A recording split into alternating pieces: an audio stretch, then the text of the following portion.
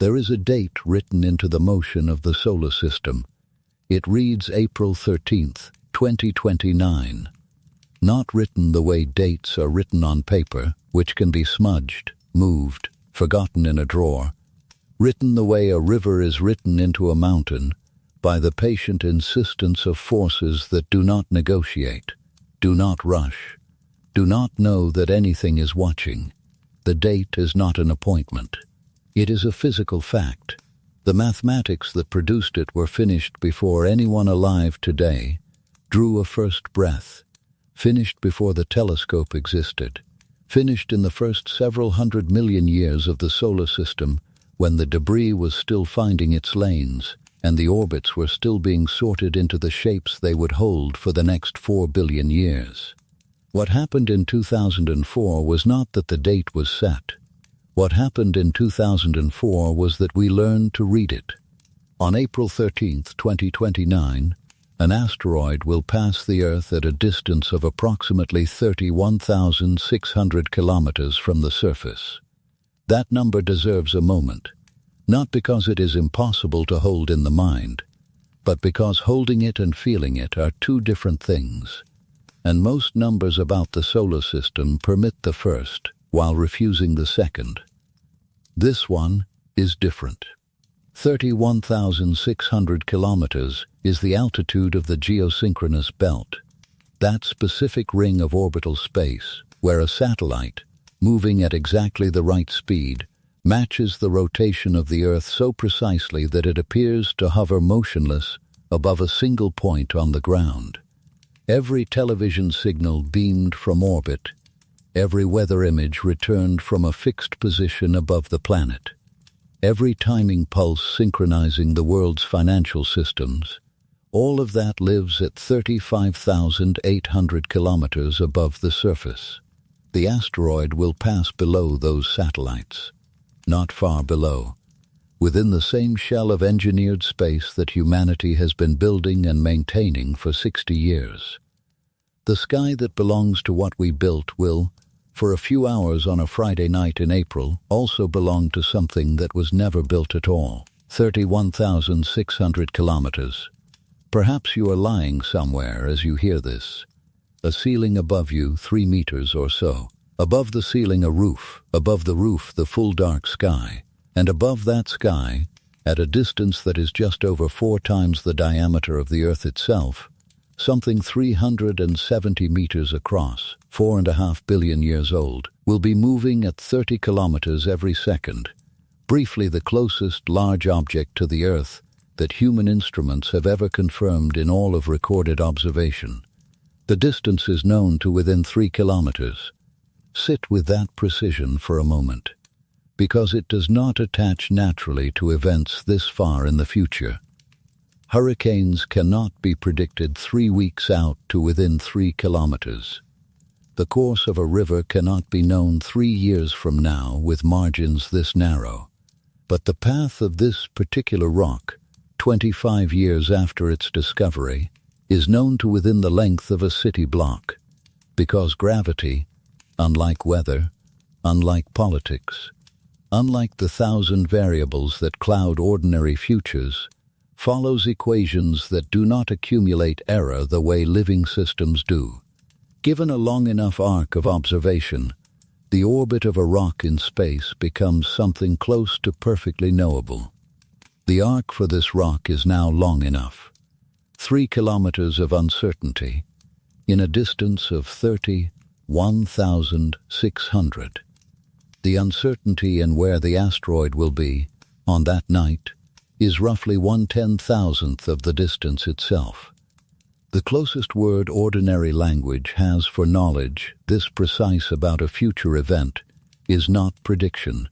It is not forecast. The closest word is something like certainty, earned through accumulation, through decades of observation from radar dishes and backyard telescopes and spacecraft, but certainty nonetheless. The approach will happen. The date will be April 13th, 2029. What is strange about carrying this knowledge is not the knowledge itself. It is the carrying. The human mind was not built to hold known futures of this kind.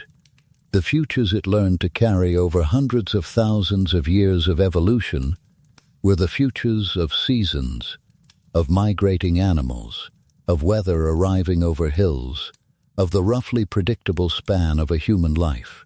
These were futures known approximately, wide margins, room for surprise, futures that kept their secrets until close to arrival. The future that orbital mechanics produces is different. It does not surprise. It refines. The uncertainty does not grow as the date approaches. It shrinks. Every new observation narrows the window. The asteroid is not becoming more real as April 2029 draws closer. It has always been this real. What changes is only the precision of our reading. This is genuinely new knowledge.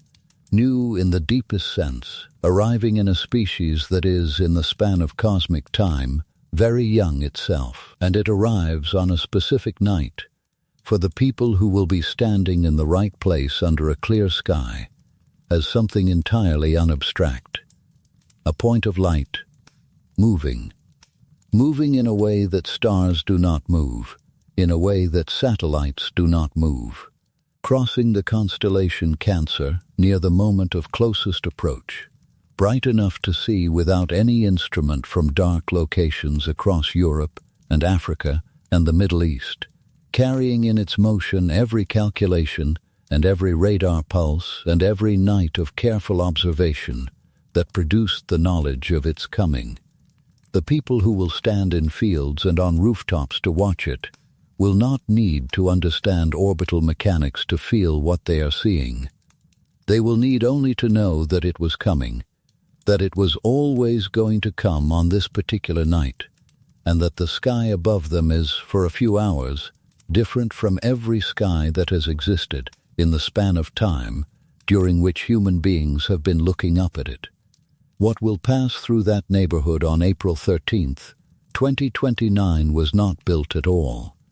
It is, depending on which measurement you use, between 340 and 450 meters across its longest dimension and about 170 meters at its narrowest. The shape is not a sphere. It is not close to a sphere.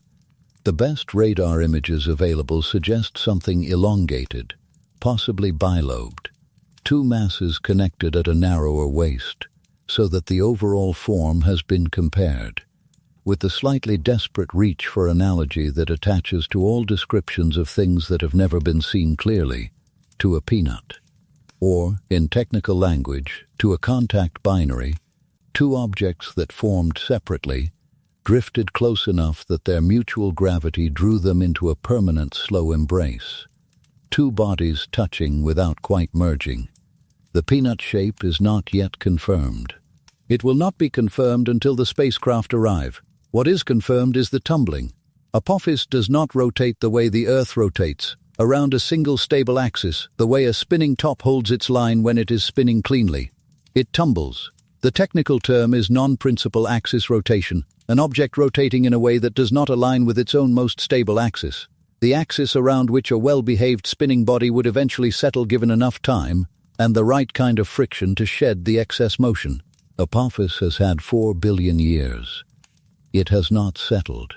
There is no friction in space, not enough to have resolved the tumble across the entire age of the solar system. What this means in practice is that the asteroid is doing several things at once. It is rotating end over end, the long axis swinging through space approximately once every 27 hours. This is the primary motion, producing the most obvious changes in brightness as the asteroid presents different faces to the Sun. Overlaid on this is a slower wobble, a precession, a deep nod, the long axis itself moving around the overall direction of angular momentum, the way the handle of a thrown wrench traces a cone through the air as it spins. This deeper motion has a period of about 263 hours. Every 263 hours, the geometry of the tumble completes one full cycle of its slower oscillation. And within that cycle, the angle between the long axis and the angular momentum vector swings between roughly 78 and 102 degrees, the asteroid nodding as it spins, the whole motion layered, complex, and resistant to clean visualization in a way that most ordinary physical things are not. It has been doing this for 4,600,000,000 years. Not approximately, not in the round number way of informal speech. Specifically, since the earliest period of the solar system, when the cloud of gas and dust surrounding the young sun began to clump and aggregate, and the first solid bodies formed from the collision of smaller solid bodies. Apophis is a remnant of that process, not a fragment of something destroyed, not a piece of a broken planet. It is leftover material, debris of formation that was never incorporated into anything larger. It spent billions of years in the main asteroid belt between Mars and Jupiter before Jupiter's gravity, working across a timescale so vast it has no human analog, slowly walked its orbit inward until it crossed the orbit of Mars, then the orbit of Earth, and became what planetary scientists call a near-Earth asteroid. An asteroid whose orbit brings it close enough to Earth's path that the two can intersect. The paths intersect on April 13th, 2029. Not at the same point. The Earth will be at one location, and Apophis will pass through the plane of the solar system at a point 31,600 kilometers from the surface. Two objects on intersecting paths that happen to be at different positions when those paths cross. A near miss in the most precise sense, separated by a distance that is, in the context of the solar system, essentially nothing, and that is, in the context of the Earth's surface, a very long way up. Before the intersection, and before the tumble, and before the 4 billion years of motion through the dark, there is the composition, and the composition is where the strangeness deepens. Apophis is an S-type asteroid, silicaceous, stony. Silicate minerals and metallic nickel and iron in roughly similar proportions to the material that makes up the Earth's crust and mantle. The same iron that forms the planet's core and generates the magnetic field that deflects the solar wind and allows the compass to point north. The ground the listener is lying on, and the rock that will pass 31,600 kilometers above them, are made of the same ingredients. This is not coincidence.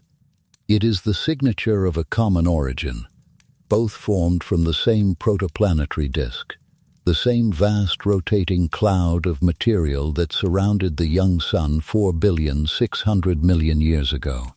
The Earth grew larger because it occupied a region where material was denser, where accretion compounded upon itself until the growing body's own gravity became significant enough to pull in more and grow faster still. Apophis did not grow larger because Jupiter's gravity was already stirring the material in the main belt into orbits too eccentric for accretion to proceed cleanly, turning potential mergers into destructive collisions instead. The Earth is what happens when the process runs to completion. Apophis is what happens when it does not.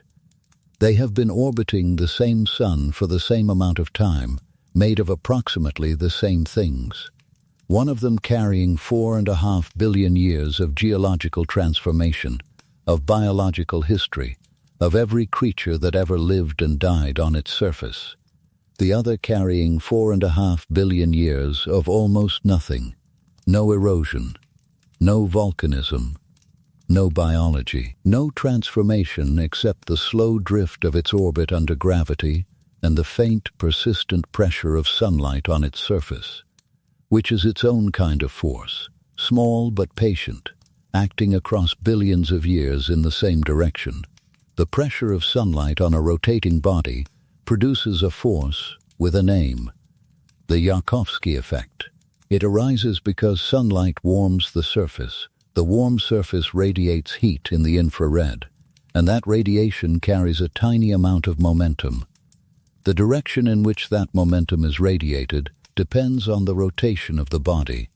The warm side radiates more than the cold side, and the imbalance produces a net force that over millions of years can shift an orbit by a measurable amount.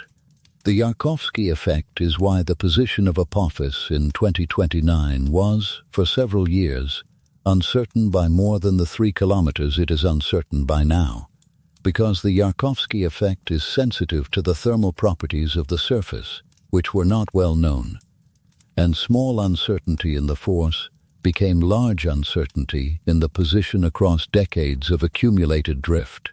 The radar observations that finally pinned the position down also pinned down the Yarkovsky effect, measuring the specific rate at which sunlight was nudging the orbit and folding it into the calculation. The 3-kilometer uncertainty is partly a statement about gravity, which is understood precisely, and partly a statement about sunlight, which took much longer to measure. The asteroid, tumbling, knows none of this. It is a rock, 4 billion years old, silicate and nickel and iron, tumbling in the dark at 30 kilometers per second, approaching a planet it has approached before, at distances it has been at before, carrying on its surface the unchanged texture of a body that has never been rained on, never eroded, never had anything grow on it or die on it. It is simply moving. It has always been simply moving. The solar system made both of them from the same ingredients 4,600,000,000 years ago and then sent them in different directions. What happened to the Earth in the time between is visible everywhere.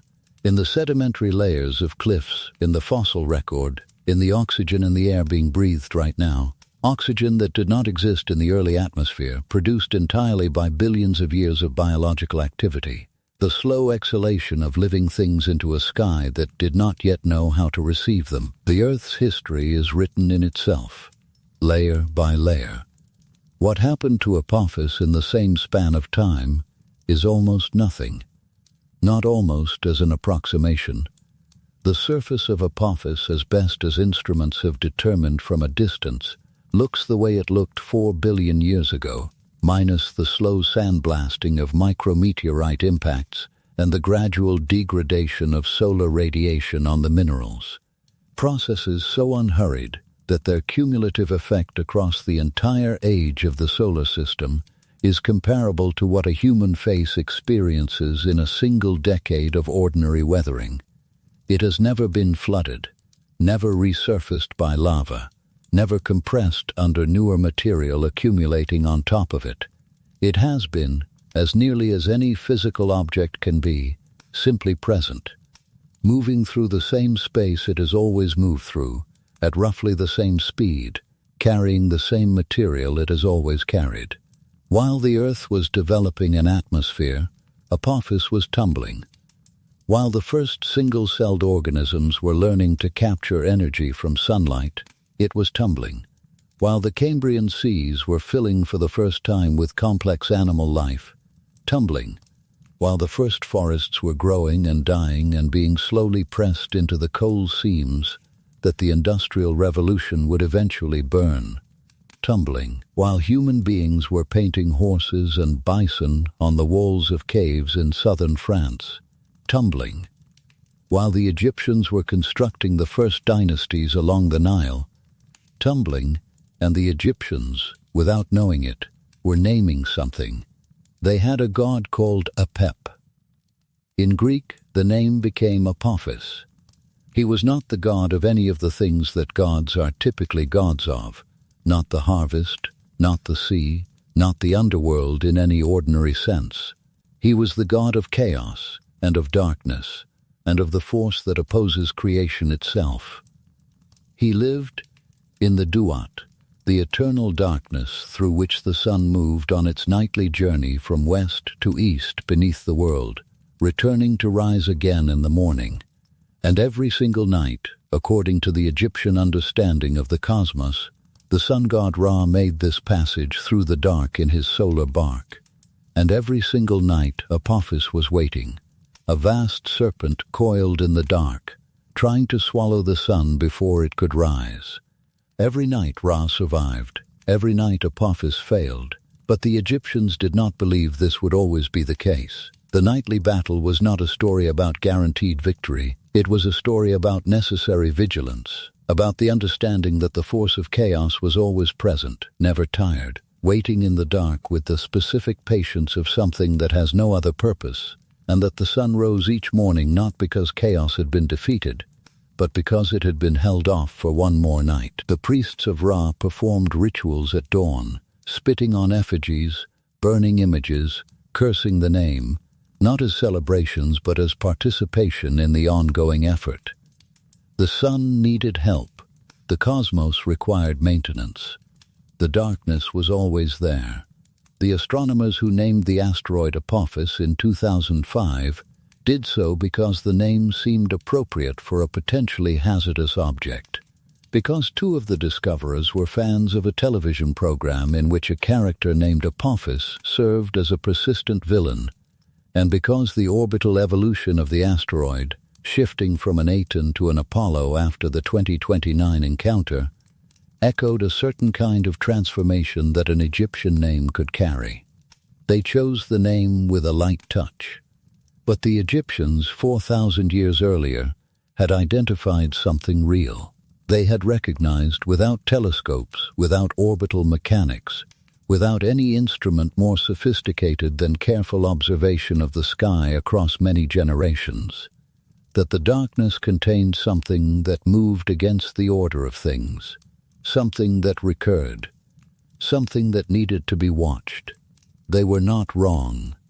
They were simply working at a different resolution.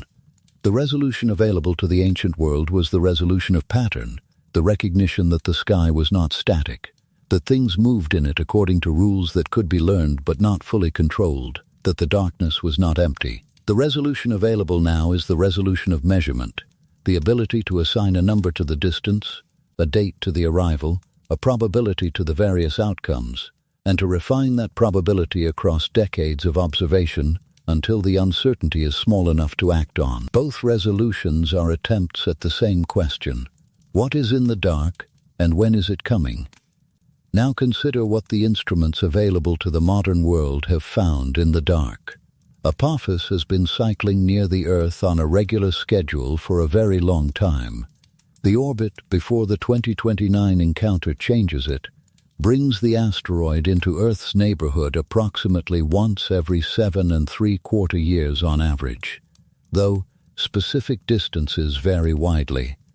The closest approaches tend to occur in April, when the geometry of the two orbits draws them nearest. The cycle has been running since long before any human was in a position to notice it.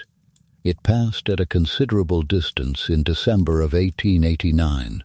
No instrument recorded it. No observatory tracked it. It passed at a distance of several million kilometers, close in the context of the solar system, but not close enough to have been visible, not close enough to be noted by any instrument pointed in any other direction that night. The Earth continued turning. The asteroid continued on its orbit. Nobody knew. It passed again in December of 1939. The same silence, the same absence of witness. December of 1939 was a world in the early months of a war that would eventually kill 50 million people. And the sky was doing what the sky always does: everything, all at once, without any regard for what was happening on the surface of the planet below. An asteroid passing at several million kilometers would not have been noticed even if every telescope on Earth had been pointed toward it.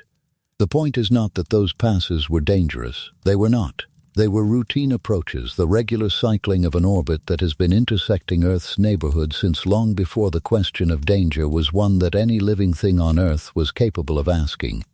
The point is that the solar system was doing this, conducting this regular pass, this recurring proximity, and the Earth was receiving it the way the Earth receives most of what the solar system does, without awareness, without record, without the specific and peculiar experience of knowing in advance that something is coming. The 2029 approach is the same event that happened in 1889 and 1939 and many times before.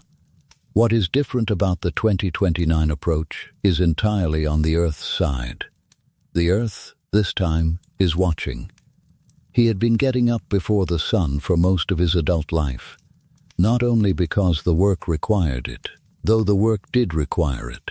He got up before the sun because something in him had been doing it since he was 14 years old, in Memphis, Tennessee, in 1966, when he read about something called the zodiacal light in a library book at school and decided to go outside and look for it. The zodiacal light is a faint luminous band visible before dawn or after dusk along the ecliptic, sunlight reflecting off the fine dust particles that orbit the sun in the plane of the solar system. It appears like a false twilight when conditions are right, a soft cone of light extending up from the horizon in the direction of the sun, too diffuse to have a clear edge, easy to mistake for the beginning of morning even when morning is still hours away. It is not dramatic. It is the kind of thing a careful reader notices mentioned in passing in a library book and decides to go outside at 4 in the morning to find. Roy Tucker did not find the zodiacal light that morning. He found something else. He found the sky before dawn, which is its own thing, different from the sky at any other hour, in ways that are difficult to explain to someone who has not been there. The silence belongs to a world that has genuinely paused, not the silence of midnight, which still carries the residue of the evening, but the silence of a world between the last sounds of night and the first sounds of morning, a silence that requires nothing and belongs to no one. And the sky in that silence was, as Tucker would later describe it simply, spectacular. Not because anything unusual was happening in it, but because the conditions for seeing it were perfect. The air still and cold, the horizon clear in every direction, no one else awake to dilute the experience with noise. He went back the next morning, and the morning after that. A few months later, still in 1966, he went outside before dawn and was met by the Leonid meteor storm, one of the most intense of the 20th century, producing thousands of meteors per hour, the sky visibly busy in a way it almost never is. The stillness of the pre-dawn replaced by something that looked, to a teenager who had never seen anything like it, like the sky coming apart at the seams in a way that turned out to be entirely safe but took several minutes to process as safe. He did not realize at the time that he was seeing something he would never see again at that intensity. The Leonids produce storms of that magnitude only when the Earth passes through the dense core of the debris trail left by Comet Tempel-Tuttle, and the geometry for that encounter occurs only a few times per century. The 1966 storm was among the most intense ever recorded. Tucker thought he had simply gone outside at the right time, which was, in a sense, exactly what had happened. He had read carefully. He had gone outside. The sky had done the rest. The habit stayed. Tucker joined the Memphis Astronomical Society. He taught himself optics and electronics. He had grown up watching his parents repair radios and televisions in a family business, sitting at their workbench before he understood the function of the components they were connecting, learning to solder before he learned why solder worked. He had built miniaturized radio transmitters small enough to swallow, mapping his own intestinal geography with characteristic inventiveness. He enrolled at Memphis State University in 1969 to pursue a degree in physics. In 1972, a low draft number interrupted his studies, and he continued his education in a different way, 3.5 years in Thailand, courtesy of the United States Air Force, maintaining electronic countermeasures on B-52 bombers, learning the deep vocabulary of detection.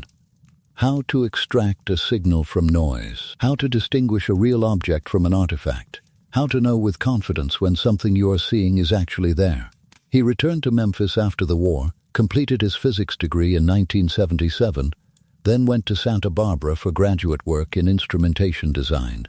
A summer internship in Tucson in 1979 brought him into contact with asteroid science and with a graduate student in planetary sciences named Dave Tholen, who would become a close friend and eventual collaborator across decades. He moved to Tucson permanently, joined the staff at the Multiple Mirror Telescope, and eventually became a senior engineer at the Imaging Technology Laboratory of the University of Arizona, where his specific job was to build and characterize the CC detectors, the charge-coupled devices that convert incoming photons into digital signals that professional astronomers depended on for their instruments. He built the eyes that other people used to see with.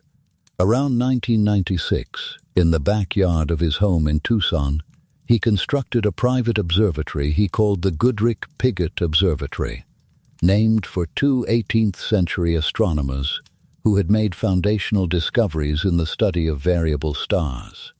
Over the years, he evolved this into something he called MOTES, the Moving Object and Transient Event Search System.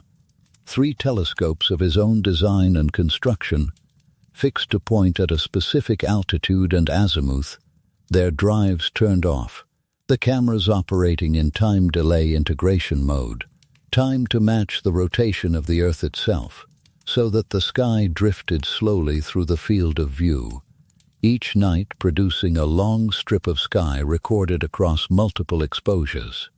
A cosmic fax machine, he called it, something like a patient ear pressed against the dark. Every clear night, the machine ran. Every morning, Tucker sat with the previous night's images and looked for moving objects, the faint smears against the fixed stars that indicated something in the solar system, something close enough that its motion was detectable across the hours between exposures. Over the years, he discovered more than 700 verified asteroids, 6 near-Earth objects, 2 comets. He had seen enough moving things in enough strips of sky that he knew what he was looking at when he saw one. On the evening of June 19, 2004, his instrument recorded a fast-moving object in a region of sky near the constellation Scorpius. The object was at a solar elongation of 56 degrees, close to the Sun, in the direction where the most hazardous near-Earth asteroids tend to hide, the region that surveys find hardest to cover, because proximity to the Sun limits observation time and degrades seeing. Tucker recorded it on that night and on the following night, gathering 2 consecutive nights of data before weather and a conflicting observing program closed the window. 2 nights was not enough. To confirm a new object formally, to assign it a catalog number and a permanent orbit, required more observations, a longer arc, enough positional measurements to calculate a trajectory with confidence. 2 nights gave an approximate path, but not a confirmed one. The object would be provisionally designated 2004 MN4, but without further data it would remain unconfirmed, likely to dissolve back into the list of uncatalogued objects as the observation arc aged without new measurements and the uncertainty in the orbit grew too large to be useful. Tucker filed what he had. Then the object moved into the Sun's glare, and he lost it. 6 months passed. 6 months during which the object followed its orbit with complete indifference to whether anyone was watching, crossing the inner solar system, passing near the Sun, beginning its return, moving through the same dark it had always moved through, tumbling as it had always tumbled, the long axis nodding through its cycle, the silicate surface cold, the trajectory it was on already containing April 13th, 2029, already written, already exact, unknown only to the species on the 3rd planet that had briefly noticed it and then lost it in the glare. On December 20th, 2004, a team at the Siding Spring Observatory in Australia recovered the object. Their observations, combined with Tucker's 2 nights from June, gave a longer arc, long enough to calculate an orbit, long enough to run the solution forward in time and see where it was going. And then, on December 27th, archival images were identified. Photographs taken in March of 2004 that had captured the asteroid without anyone recognizing it at the time. images sitting in a database for 9 months while the object they contained moved through the solar system unidentified. Those images extended the arc back another 3 months, producing a much more precise solution. The solution was run. The number that came back was 2.7%. A 2.7% probability that on April 13th, 2029, a Friday, an ordinary day of the week, the object designated 2004 MN4 would strike the Earth. 2.7% is a number that requires careful handling. In almost any other context, it would be negligible, background noise, something responsible decision-making comfortably ignores. If 2.7% of flights from a major airport were delayed on a given day, it would be considered an excellent operational record. But 2.7% of asteroid impacts on Earth is something that the history of asteroid impact probability had never seen before and has not seen since. No object in the entire catalogue of known near-Earth asteroids had ever carried a probability this high. The previous record was a small fraction of 1%, assigned to objects quickly refined to 0 as more observations arrived. The Torino scale, the standard measure of impact hazard, running from 0 to 10, contains a level 4. Level 4 means a close encounter meriting attention. A chance of collision capable of regional devastation of 1% or greater. The public and government officials should be aware. On December 27, 2004, Apophis reached level 4 on the Torino scale. It was the only object ever to do so. It held that rating for 4 days. 2.7% is not a large number, and it is not a small one. It occupies a category that ordinary human cognition has no good tools for. The category of probabilities that are neither negligible nor dominant, neither dismissible nor actionable, belonging to none of the prepared responses that evolution and culture have ready. A tiger in the room is not a probability. A storm visible on the horizon is not a probability. These have a specific quality of presence, a specific demand on the attention, a specific set of responses available. A 2.7% chance that a specific rock will strike a specific planet on a specific date 25 years in the future is none of these things. It is a number in a database, refined by calculation, available to anyone with an internet connection. It produces a kind of held breath, not the sharp held breath of immediate danger, which has a clear peak and a clear resolution. The held breath of a probability is longer and more diffuse.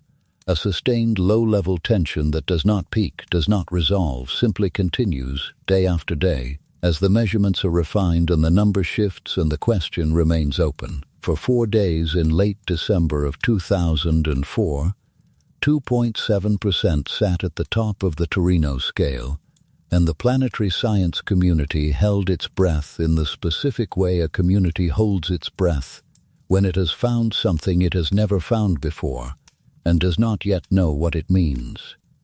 Then it began to change. Not immediately, and not in a single direction. The history of Apophis's impact probability across the 17 years between the Christmas week alarm and the February 21st all clear is not a clean story of reassurance. It is a more complicated thing, a number that fell and then acquired new dimensions, new scenarios identified and in turn ruled out, each resolution closing a door that had not previously been known to exist. The first resolution came quickly. By late January of 2005, radar observations at the Arecibo Observatory in Puerto Rico had refined the orbit enough to reduce the 2029 direct impact probability to near 0. The Christmas week alarm was over. The level 4 rating was retired. Apophis was reclassified to level 1, a routine discovery, a close pass that poses no unusual level of danger. But level 1 is not level 0. And for Apophis, through the first half of the 2000s and into the second half, the probability remained not zero, not because of the direct 2029 impact scenario which had been ruled out, but because of something the 2029 approach itself made possible. A secondary scenario more technically intricate, and in some ways more unsettling than the direct impact it replaced. The scenario involved a gravitational keyhole. A keyhole is a precise and specific region of space through which an asteroid must pass, at a specific point in its orbit, for the subsequent gravitational interaction with a planet to alter that orbit into a path that leads to a later impact. The keyhole does not need to be large. Gravity is exact. Pass through the keyhole at the right distance and angle, and the orbital change will be precisely the one required to bring the asteroid back on a collision course at a later date. For Apophis, the keyhole was a region roughly 800 meters wide, located along the path of the asteroid's 2029 approach. If Apophis passed through that window, that 800 meters, at a distance of 31,600 kilometers from the surface, the gravitational interaction during the 2029 flyby would redirect the asteroid onto a course to strike the Earth on April 13, 2036, exactly 7 years later. Also a Friday, also Easter Sunday, 800 meters. The asteroid along its long axis is 450 meters. The keyhole through which it needed to pass to be redirected toward Earth was not much larger than twice the length of the object itself. In terms of the geometry of the solar system, this is extraordinarily small. In terms of a target at 31,600 kilometers, it is extraordinarily small in a different way. 800 meters at that distance subtends an angle smaller than the resolution limit of most ground-based optical telescopes under typical conditions. You could not see the keyhole through the telescope you would use to watch the asteroid pass through it. The probability of Apophis threading that keyhole was never high. Estimates ranged from roughly 1 in 45,000 to 1 in a few 100,000, depending on the state of the orbital solution at the time. These are small numbers. They are also in the specific context of an event that would strike the Earth with the energy of several hundred nuclear weapons and affect an area comparable to a large country, not small enough to simply file and forget without further measurement. So the measurements continued. This is the part of the story that popular accounts move through quickly, treating the years between 2005 and 2021 as a period of gradually increasing reassurance, a slow walk towards zero. And that summary is roughly accurate. But the texture of those years, what it actually meant to be a civilization carrying a non-zero probability about a specific future event, across 16 years, is not captured by the summary. Consider what those years actually contained. The probability existed in a publicly accessible database, updated as new observations arrived. Not a secret held by specialists, not withheld from the public, available to anyone on any given morning. For most of those years, the probability was very small enough that most people, encountering it, would feel whatever small numbers feel like and move on. But it was not zero. For most of those years, zero was something that had not yet been earned. Earning zero required radar observations, the only method precise enough to refine the orbit to the degree required to definitively exclude the keyhole.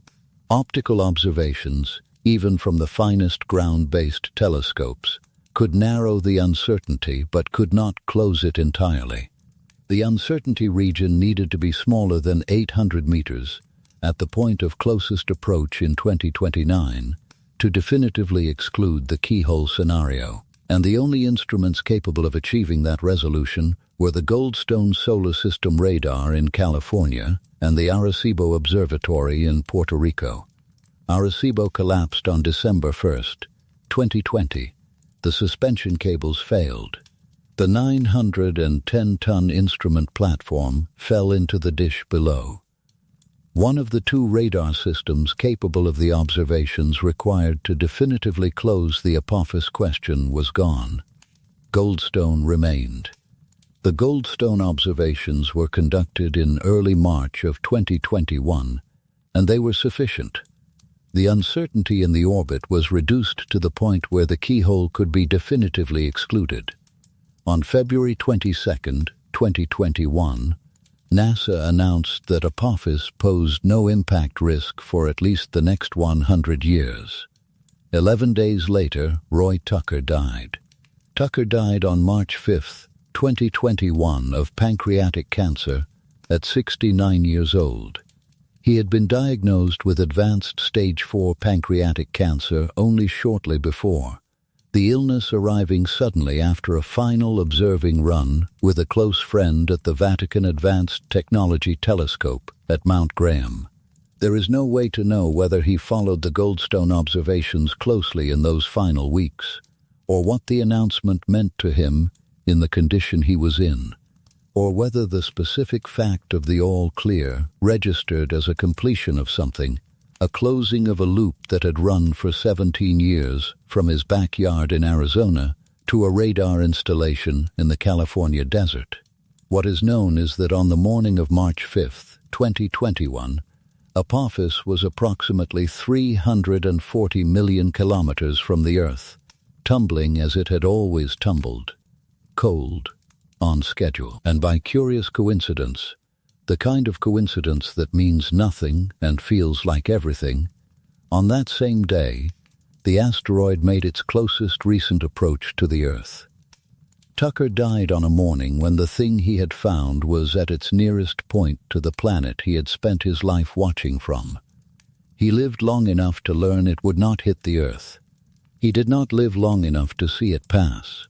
When the probability finally reached zero, what remained was the approach itself, stripped of the impact question, stripped of the 17 years of probability refinement and keyhole calculations and radar anxieties, stripped of everything that had accumulated around it since Tucker first recorded it moving against the fixed stars in June of 2004. The approach, as a bare physical event, is stranger than any of the fear surrounding it had suggested.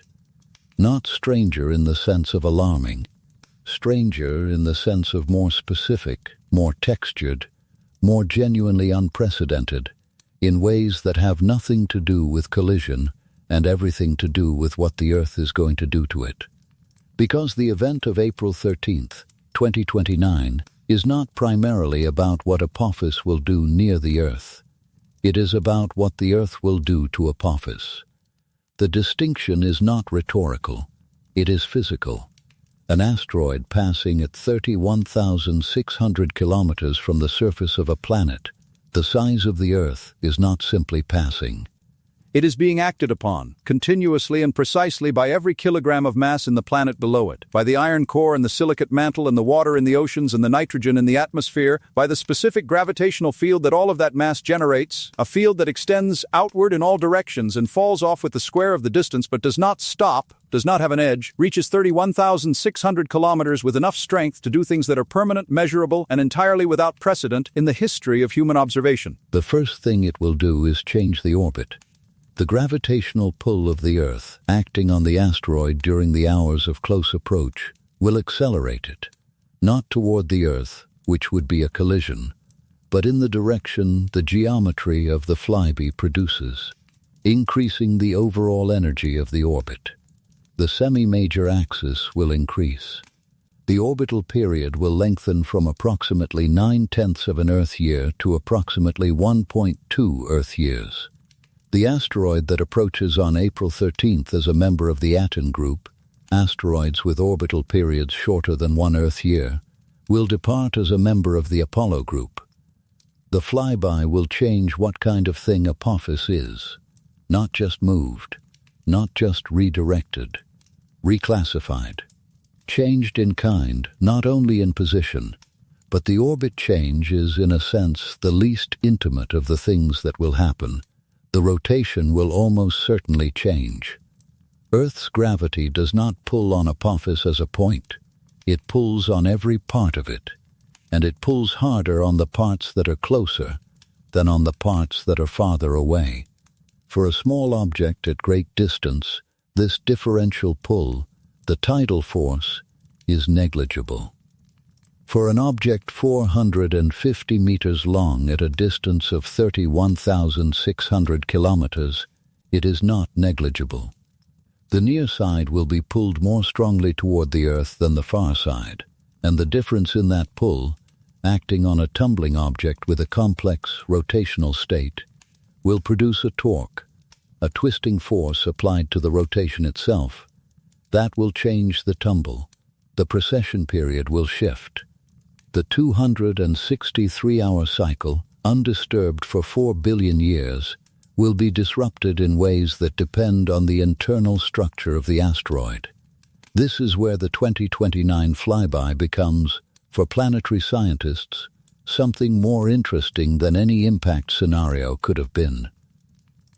An impact would have destroyed the object, released energy, produced a crater, and then been over. The information would have arrived all at once, and then been inaccessible. The Flyby, by contrast, applies a known force to an object of unknown internal structure and allows the response to be measured. The tidal torque is calculable from the mass of the Earth and the distance of closest approach. The change in the rotation can be measured by comparing the asteroid's brightness variations before and after the Flyby. The difference between the predicted change and the measured change will reveal something about the interior, whether the asteroid is a monolithic solid rock, or a rubble pile held together by gravity and friction, or something else that does not fit either category cleanly. The 2029 flyby is the largest geophysical experiment in human history.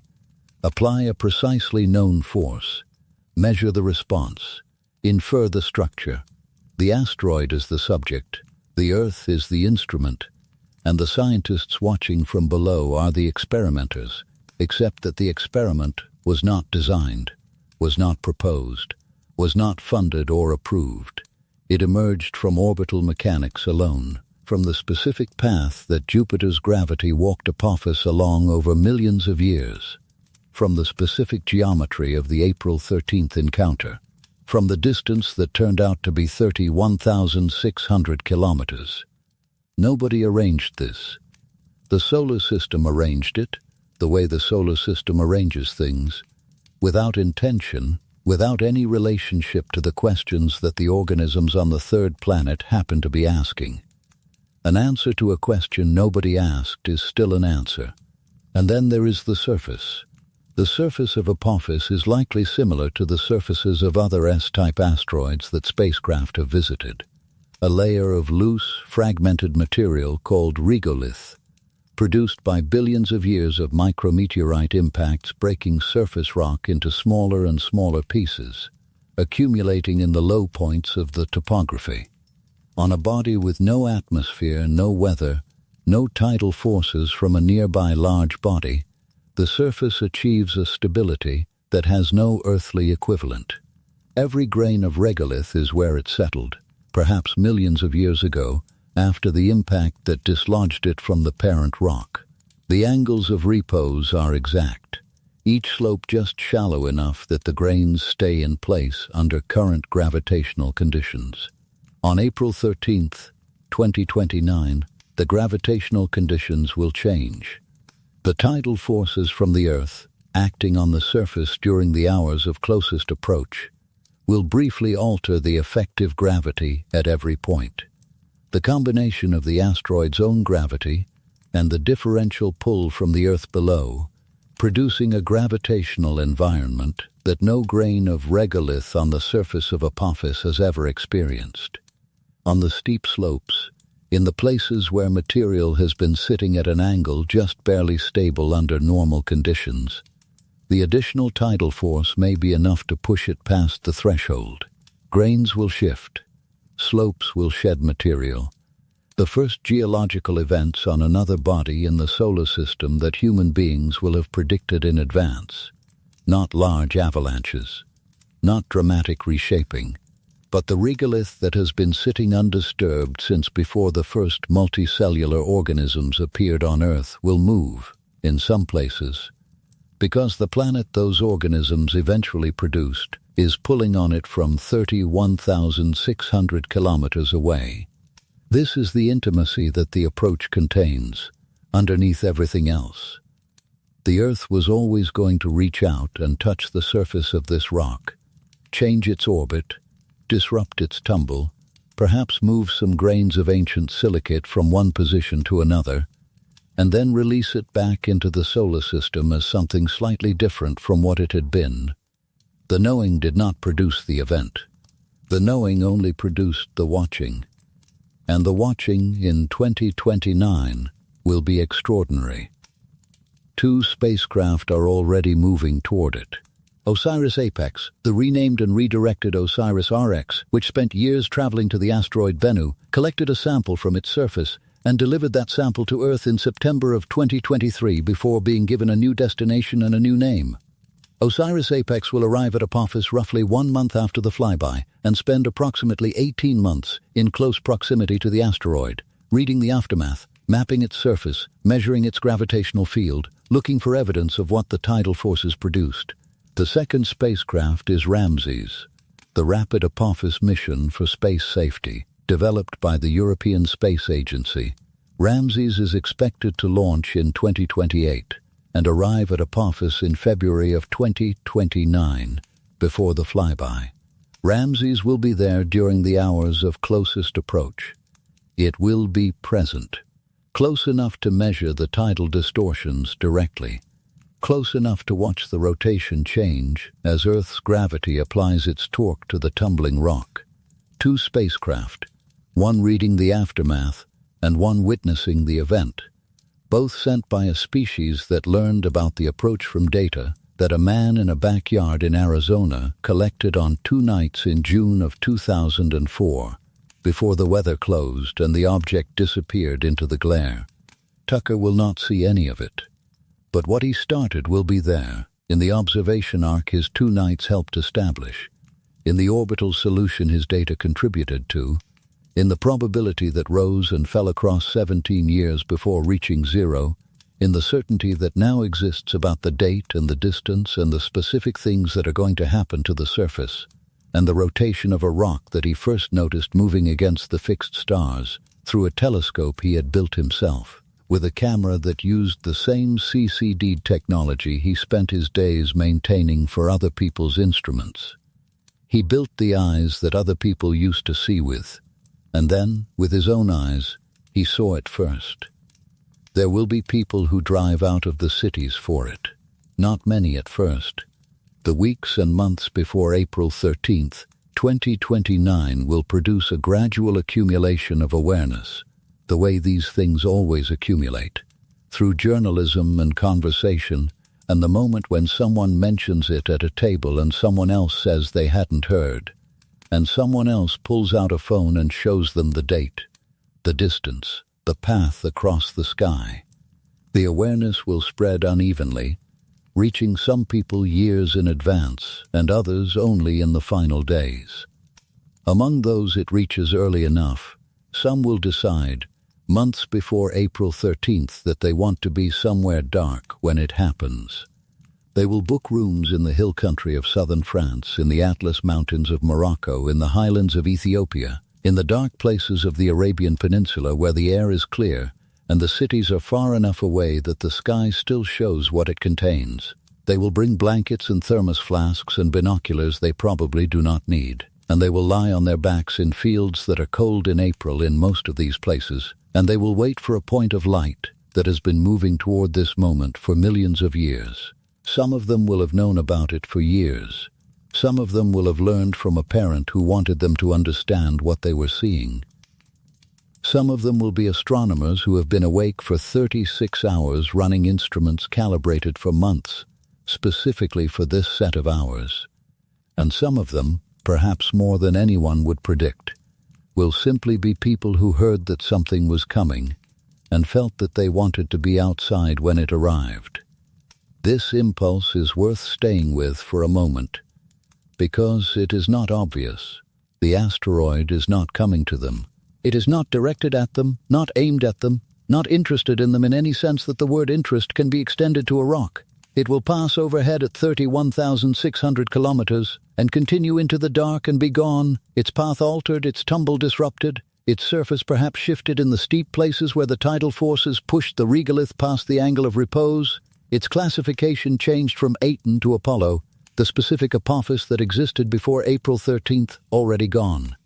And yet people will drive out of the cities for it.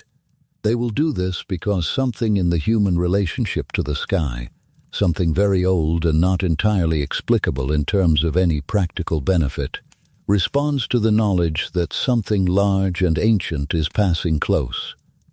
The Egyptians responded to it with a serpent god and nightly rituals, with priests who spat on effigies at dawn to help the sun survive the dark. The response available to the people lying in fields in April of 2029 is different in form. They have the orbital mechanics, the confirmed safety, the full knowledge of what they are watching, but it may not be entirely different in kind. The knowledge that something vast and ancient is in the neighborhood produces something, a heightening, a specific quality of attention that ordinary nights do not require. The object will first become visible to the naked eye several hours before closest approach, a faint point of light moving perceptibly against the fixed stars, distinguishable from satellites by its speed, and from planets by its motion, and from everything else by the specific knowledge of what it is. As the hours pass, it will brighten to around magnitude 3, bright enough to see from dark locations without any instrument, moving through the sky from west to east, covering roughly the width of the full moon every few minutes near closest approach, fast enough that the motion is visible in real time. Not the slow drift of a planet, not the predictable arc of a satellite, something with a quality of purposefulness that it does not actually have, which it is. It is going to 31,600 kilometers above the surface and then away, back into the solar system, into the new orbit, into the long future of a rock that will continue to approach and recede from the Earth on its revised schedule. The watching will continue. It has not stopped since Tucker's 2 nights in June of 2004, and it will not stop on April 14th when the object has moved far enough from closest approach to begin fading from naked eye visibility. The watching is the thing that changed in the long history of the recurring approach. Not the approaches themselves, which have been happening for millions of years. The watching. Consider December 1939 one final time. The same asteroid, a similar distance, farther than 2029, but in the same category of recurring close pass. A world that had, by December of 1939, built telescopes sufficient to detect an object of Apophis's brightness at that distance. If those telescopes had been pointed in the right direction at the right time. The asteroid passed. Nobody was watching. Nobody knew to watch. The sky received the pass the way the sky always receives things, without record, without witness, without the specific experience of knowing in advance that something was coming and being present to confirm its arrival. 89 years separate December 1939 from April 2029. In those 89 years, the instruments changed, the surveys changed, the catalogues grew from a rough census of the largest and most obvious to something approaching a systematic inventory of everything above a certain size in the inner solar system. The probability of a civilizational surprise, a large object appearing without warning, shrank steadily as the catalogue grew. And for certain events that follow the clean equations of orbital mechanics, the boundary of the known future was pushed back not days or weeks, but decades. The boundary for Apophis was pushed back 25 years. The knowing began in June of 2004, when an asteroid that had been cycling through the inner solar system for millions of years first entered a database as a confirmed object with a catalog number, a set of observations, and an orbit. And the chain of knowing that followed, the probability that rose and fell, the keyhole that was found and ruled out, the spacecraft dispatched, the observing campaigns organized across dozens of nations. All of it radiates outward from a single original act of attention. Someone looked. Someone kept looking. Someone got up before the sun and went outside in the cold and pointed an instrument at the sky and found something moving. From Tucker's 2 nights in June of 2004 to the people lying in fields in April of 2029, from the Egyptians who named the darkness and the god they believed inhabited it, to the radar engineers at Goldstone who measured the orbit to within 3 kilometers. From the library book about the zodiacal light that a teenager in Memphis picked up in 1966, to the 2 spacecraft currently moving toward the object that teenager eventually found. The thread is unbroken. The watching is unbroken. People have been looking at the sky for as long as there have been people to look, and what they found has accumulated into a knowledge now precise enough to know, a generation in advance, that something will pass at a specific altitude on a specific night. Tucker will not be in any of the fields. He will not be standing on any of the rooftops. He won't be awake in the cold with a thermos flask passed from hand to hand. But the observation arc he opened will be there. The certainty will be there. The spacecraft bearing the instruments that continue the work he spent his life doing will be there. And somewhere in the data they return, in the measured change to the rotation, in the before and after comparison of a surface that was touched for the first time by a force it had never felt, somewhere in all of that will be the faint signature of 2 nights in June, the faint signature of a man who had been getting up before the sun since he was 14 years old and had never stopped finding things in the dark. On a Friday night in April of 2029, in the dark above Europe and Africa and the Middle East, a point of light will move at 30 kilometers per second through the shell of space that human engineering has occupied for 60 years. It will pass below the satellites. It will be bright enough to see. It will be moving fast enough to watch. It will carry in its trajectory the 4 billion years of undisturbed tumbling, the millions of years of orbital evolution, the unobserved passes of 1889 and 1939, the 2 nights in June of 2004, the 6 months of silence, the Christmas week alarm, the 4 days at level 4, the 17 years of probability refinement, the 800-meter keyhole, the March 2021 all clear, and the 3 years remaining between that all clear and this night, during which the approach continued as it had always continued, patient in the way that physics is patient, arriving finally at the night that was always its night. The people in the fields will not be thinking about most of this. They will be watching a point of light move. They will be cold. The thermos flasks will be passed around.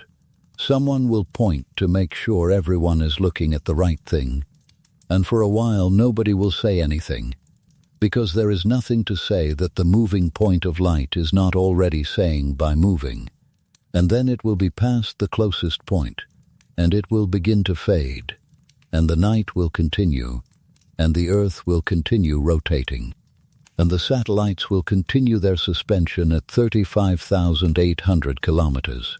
And the asteroid will be on its new orbit, its tumble altered, its surface perhaps shifted in the steep places, its classification changed, its future approaches occurring on a revised schedule that will require continued watching to track. The object Tucker found will be gone, in the specific sense that the pre-encounter Apophis no longer exists. What continues is something new, the same material, the same 4 billion year history, but a different orbit, a different motion, a different future. The encounter will have made it, in a small but permanent way, something the encounter produced, which is what encounters do.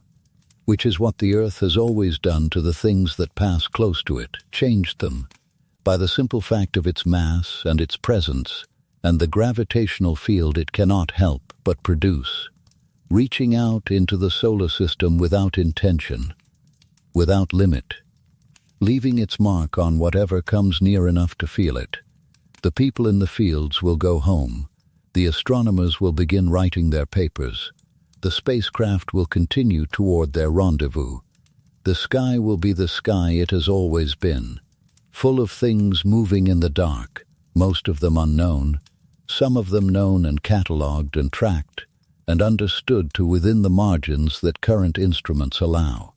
The surveys will continue, the catalogues will grow, the watching will not stop, and somewhere in the motion of the solar system, already written, already exact, already patient in the way that physics is patient, another date. It is April 13th, 2029, and the solar system is doing what it has always done, and we are for the first time watching. Rest now. The sky continues above you. The satellites maintain their positions at 35,800 kilometers, holding their fixed points over the ground below, doing what they were built to do. Above them, in the dark between here and there, something old and made of the same things you are made of is moving through the night. It has been moving for 4 billion years.